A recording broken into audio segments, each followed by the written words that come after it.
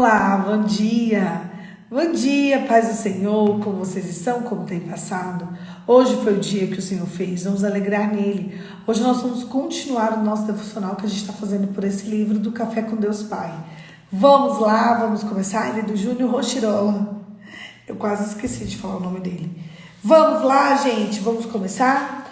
Hoje nós vamos para o dia 24 de janeiro. Glória a Deus. A palavra... Não. Ontem foi dia 24. Hoje é dia 25, não é? Peraí.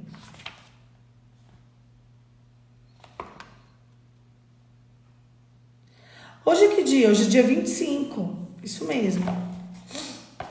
Não, gente quase que eu confundi aqui. Hoje nós vamos para o dia 25. É porque a minha marcação estava no lugar errado. E tem que ficar no lugar certo, que não dá para acompanhar pelo dia, né?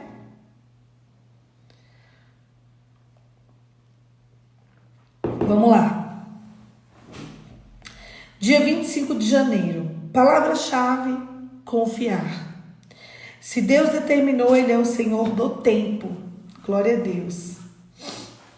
Palavra-chave: confiar. Leitura bíblica, Mateus 13.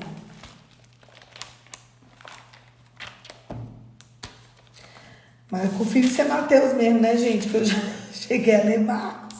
Em vez de Mateus, tive que ler Mateus de novo. Mas amém. Amém, porque a palavra nunca volta vazia. Mateus capítulo 13 começa falando assim. A parábola do semeador. Naquele mesmo dia, Jesus saiu de casa e se assentou à beira do mar. E grandes multidões se reuniram em volta dele, de modo que encontrou no barco e se assentou. E toda a multidão estava em pé na praia e de muitas coisas lhes falou parábolas, dizendo: Eis que o semeador saiu a semear. E ao semear, uma parte caiu à beira do caminho e vindo aves a comeram. Outra parte caiu em solo rochoso, onde a terra era pouca e logo nasceu, visto ser profunda a terra. Saindo, porém, o sol queimou, e porque não tinha raiz, secou. Outra parte caiu entre espinhos, e os espinhos cresceram e sufocaram. Outra, enfim, caiu em boa terra e deu frutos, a 100, 60 e 30 por um. Quem tem ouvidos para ouvir, ouça. Por que Jesus usava parábolas? Então os discípulos se aproximaram de Jesus e lhe perguntaram: por que o Senhor fala com eles por meio de parábolas? Ao que Jesus respondeu: porque vocês é dado conhecer o mistério do reino dos céus, mas àqueles isso não é concedido. Porque quem tem mais será dado, e porque quem tem mais será dado, e quem tem é abundância. E terá em abundância, mas a que não tem, o pouco que lhe tem lhe será tirado. Por isso eu falo com eles por meio de parábolas, porque vendo não veem e ouvindo não ouvem, nem entendem. Assim eles se cumprem na profecia de Isaías. Ouvindo vocês ouvirão, de modo nenhum entenderão. Vendo vocês verão, e de modo nenhum perceberão. Porque o coração deste povo está endurecido, e ouviram com os ouvidos tapados. E fecharam os olhos, para não acontecer que vejam com os olhos e ouçam com os ouvidos, entendam com o coração e se convertam, e sejam por mim curados. Bem-aventurados, porém, são os olhos de vocês, porque veem. Bem-aventurados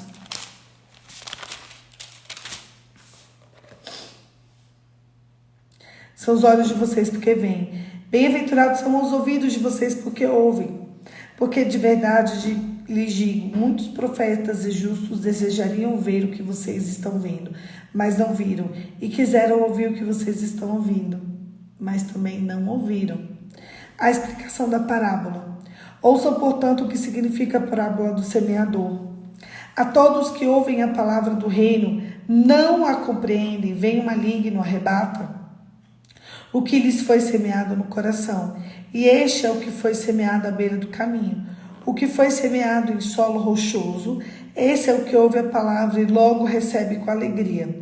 Mas ele não tem raiz em si mesmo, sendo de pouca duração. Quando chega a angústia ou a perseguição por causa da palavra, logo se escandaliza. O que foi semeado entre os espinhos e o que foi ouve a palavra. Porém, as preocupações desse mundo e a fascinação das riquezas sufocam a palavra e ela fica infrutífera. Mas o que foi semeado em boa terra é o que ouve a palavra e a compreende. E este frutifica e produz a 60, 100, 60 e a 30 por um.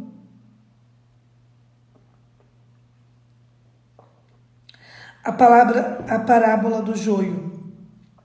Jesus lhe propôs outra parábola, dizendo: o reino dos céus é semelhante ao homem que semeou boa semente no seu campo. Mas enquanto todos estavam dormindo, veio o inimigo dele, semeou o joio no meio do trigo, ele foi embora. E quando as plantas cresceram e produziram frutos, apareceu também o joio. Então os servos do dono para casa chegaram e disseram: patrão, o senhor não semeou boa semente no campo? De onde então vem o joio? Ele, porém, lhes respondeu: o inimigo fez isso. Mas o servo lhe perguntou: senhor, que quer que a gente vá e arranque o joio? O dono da casa respondeu: não, porque ao separar o joio, vocês poderão arrancar também com ele o trigo. Deixem que cresçam junto até a colheita, e no tempo da colheita direi aos ceifeiros: ajuntem primeiro o joio e amarrem em feixes para que serem queimados, mas recolham o trigo no meu celeiro. A parábola do grão de mostarda.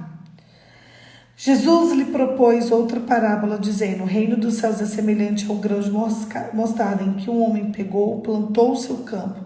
E esse grão é, na verdade, o menor de todas as sementes. Mas quando ele cresce, maior do que as hortaliças, e chega a ser uma árvore, de modo que as aves do céu se alinham nos seus ramos. A parábola do fermento. Jesus lhe contou ainda outra parábola. O reino dos céus é semelhante ao fermento que uma mulher perguntou e misturou 3 medidas de farinha até ficar tudo levedado. O uso das parábolas. Jesus disse a todas as coisas as multidões por parábolas, e sem parábolas nada lhe dizia. Isso aconteceu para que se cumpriu o que foi dito por meio dos profetas: abrirei a minha boca em parábolas, publicarei todas ocultas desde a criação do mundo. A explicação da parábola do joio. Então, despedindo as multidões, Jesus foi para casa e aproximou-se deles os seus discípulos e disseram: explica-nos a palavra do joio do campo. E Jesus respondeu: o que semeia em boa semente é filho do homem. O campo é mudo. A boa semente são os filhos do reino. O joio são os filhos do maligno. O inimigo que semeou é o diabo. A colheita é o fim dos tempos, e os ceifeiros são os anjos. Pois assim como o joio é colhido e jogado no fogo, assim será o fim dos tempos. O Filho do Homem mandará os seus anjos, que ajuntarão o reino todos os que servem de pedra de tropeço e os que praticam o mal. Os lançarão na fornalha acesa, e ali haverá choro e ranger de dentes. Então os justos resplandecerão como o sol, o reino do seu Pai. Quem tem ouvidos para ouvir, ouça.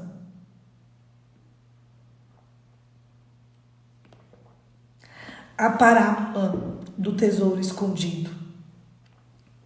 O reino dos céus é semelhante ao tesouro escondido no campo, que o homem achou e escondeu. Então transbordou de alegria. Vai e vende tudo o que ele tem e compra aquele campo. A parábola da pérola. O reino dos céus também é semelhante ao homem que negocia e procura uma boa pérola. Quando ele encontrou uma pérola grande de valor, foi e vendeu tudo o que ele tinha e comprou essa pérola. A parábola da rede. O reino dos céus ainda é semelhante a uma rede que foi lançada ao mar e apanhou peixes de todas as espécies. E quando já estava cheio, os pescadores arrastaram para a praia, acrescentaram e colheram os bons cestos e jogaram fora os ruins. Assim será no fim dos tempos. Os anjos sairão, separarão os maus dos justos e lançarão na fornalha acesa, e ali haverá choro e ranger de dentes. coisas novas e velhas. Então Jesus perguntou: vocês entenderam essas coisas? Eles responderam: sim. Então Jesus lhe disse: por isso todo escriba instruído no reino dos céus é semelhante a um pai de família, que tinha do seu depósito coisas novas e velhas. Jesus é rejeitado em Nazaré. Quando Jesus acabou de contar essas parábolas, retirou-se dali. E chegando à sua terra, ensinava-os na sinagoga, de modo que se maravilhavam e diziam: de onde vem essa sabedoria e esses poderes miraculosos? Não é este o filho do carpinteiro? A sua mãe não chama Maria e os seus irmãos não são Tiago, José, Simão e Judas? Todas as suas irmãs não vivem entre nós? Então, de onde que vem tudo isso? Escandalizavam-se na causa dele. Porém, lhes disse: nenhum profeta é desprezado a não ser na sua terra e na sua casa. Então não fez ali muitos milagres por causa da incredulidade deles. Olha que forte, né? Deixa eu ler isso aqui para a gente ler do Café com Deus Pai. Enquanto eu vou lendo esse devocional do Café com Deus Pai, eu queria que você escrevesse algo no chat. Eu queria que você escrevesse para mim assim, ó: onde há incredulidade, não tem milagre, tá? Onde há a incredulidade, não tem milagre. Devocional Café com Deus Pai, 25 de janeiro. Se Deus determinou, Ele é o Senhor do tempo. Escreve para mim no chat. Onde há credulidade, não tem milagre. Isso mesmo. Ele cumprirá. E José fez com os filhos de Israel lhe prestassem um juramento, dizendo: quando Deus intervir em favor de vocês, levem os meus ossos daqui. Gênesis 50, 25. José era um jovem muito sonhador. Ele era tão sonhador que a sua inocência constantemente acompanhava os seus sonhos dos seus irmãos. Que inveja que teriam os seus irmãos, que com inveja queriam matá-lo. Só não tiveram êxito nesse intento graças ao propósito de Deus na vida de José. Entretanto, movido de sentimento de inveja, os irmãos de José venderam como escravo a mercadores que o levaram para o Egito, onde, após sofrer novamente muitas injustiças e humilhações, foi enfim levado ao cargo de governador do Egito.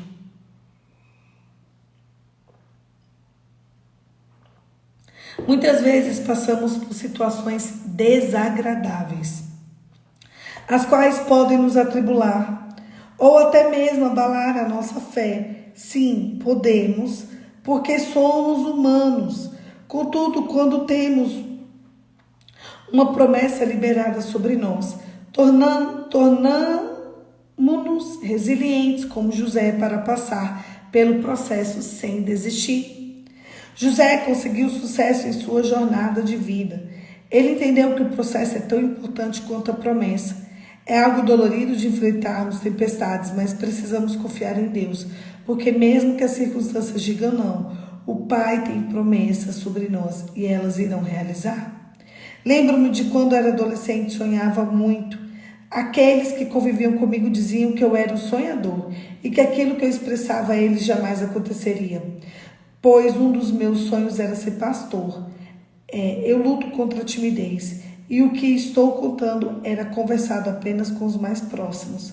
Olhando, porém, para trás, vendo tudo que Deus construiu e em meio da minha vida, posso lhe assegurar com absoluta certeza: Deus é fiel para cumprir a sua promessa. Decida hoje crer, pois o Pai tem grandes planos para a sua vida e futuras gerações, e Ele nunca deixará em tudo que Ele faz presente. Ele nunca o deixará. Em tudo Ele se faz presente. Glória a Deus. Deus vai cumprir aquilo que Ele prometeu. Sabe por quê? Porque Ele tem uma característica dele chamada fidelidade. Se Ele prometeu, Ele vai cumprir. O problema é que vocês acham que no cemitério tem muita gente com promessa e que não viveu a promessa? Tem. Por que as pessoas ali no cemitério, o que mais tem são sonhos enterrados?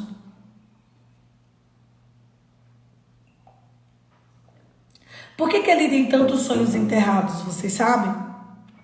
Por que que tem promessas mortas, sonhos enterrados? Por que, gente? Por quê? Incredulidade. Deus não opera na incredulidade. Jesus tinha milagres para fazer em determinados lugares e que as pessoas não recebiam esses milagres justamente porque elas não criam. Se você não crê, você não vai ver a glória de Deus. Porque para a gente ver a glória de Deus, a gente precisa primeiro crer. Você e eu precisamos acreditar que Deus é fiel e galardoador daqueles que nele esperam.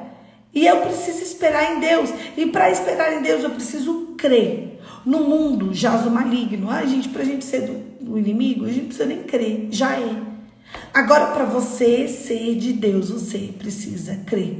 E você precisa entender que toda e qualquer promessa vai passar pelo teste do tempo, porque tem tentação, tem provocação do inimigo, tem um entrave, tem batalha, tem luta, tem peleja. Aí sim tu entra na terra. Gente, o povo de Israel, eles levaram 40 anos para sair do Egito e chegar na terra de Israel por causa da murmuração do coração deles, por causa da incredulidade.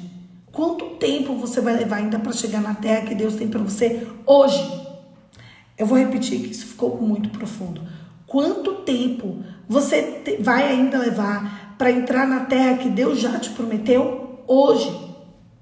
A tua jornada é de 14 dias e não de 40 anos. Mas pode ser que você fique 40 anos girando em ciclo em torno de você mesmo. Sabe por quê? Porque talvez esse tempo todo Deus só está precisando que você creia. Você precisa crer que Deus é fiel e galardoador daqueles que nele esperam. Em quem você espera? Em quem você confia? De quem você está próximo, conectado, junto? Ali é que vai estar a tua resposta. Não crer dá trabalho. Crer dá trabalho. O povo diz que não crer dá o mesmo trabalho que crer. Não, crer dá mais trabalho. Por isso que pouca gente crê. Por que dá mais trabalho? É mais fácil não crer. Já tem promessas liberadas. Já tem terreno liberado para você, já tem história liberada, já tem contexto, já tem fato, já tem tudo. Deus já tem uma terra e Ele vai cumprir. Sabe por que vai cumprir? Porque Ele é fiel. Mas e se eu morrer e Ele não cumprir? Existe essa possibilidade? A gente existe. Não é por Deus, é por mim e por você. Que esse devocional ele seja um alerta no teu coração, para que você entenda o tamanho, a altura, a largura e a profundidade do amor de Deus por você. E que você saia daqui simplesmente crendo que Deus pode todas as coisas, inclusive mudar a sua história. Feche seus olhos e vamos orar. Pai, em nome de Jesus, te amamos, te adoramos na beleza da tua santidade. Realinha os nossos passos e alcança o nosso coração. Espírito Santo, nos santifica na verdade e nos leva para perto de Deus. Que rios de água, ali é onde rios de águas vivas vêm, é onde a gente bebe e não sente mais sede. Senhor, nós queremos ser um com Cristo. E aí sim, nós vamos ter todas as respostas que nós precisamos. Em nome de Jesus, amém. Amém? Glória a Deus. Um beijo, Deus te abençoe e até amanhã. Amanhã, 5h45, eu tô aqui pra gente continuar o nosso devocional. Que ele é meu, ele é seu, ele é nosso, mas ele é de Jesus. E é por causa de Cristo que eu e você estamos aqui todos os dias. Deus te abençoe e até amanhã, se Deus quiser.